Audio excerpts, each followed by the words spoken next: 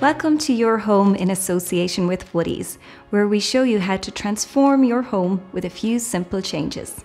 In this episode, we're talking about lighting.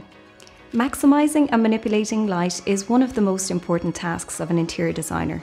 It has a huge impact on our mood, so it's vital to transform and change the lighting in our homes as we move through the seasons.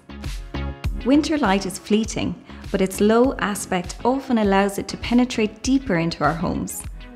Pull the curtains wide and the blinds high to enjoy the full dimension of the lower winter sun.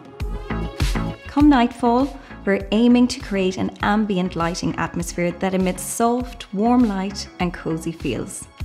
Table lamps and floor lamps are ideal for this purpose, and I often swap out shades seasonally to keep them looking fresh. Overhead lighting can sometimes be harsh and uninviting come nightfall, so use dimmer switches or dimmer bulbs to reduce the luminosity or replace with a lower lumen bulb. Create art with light. Use fixtures that emit interesting lighting patterns to add drama to a space.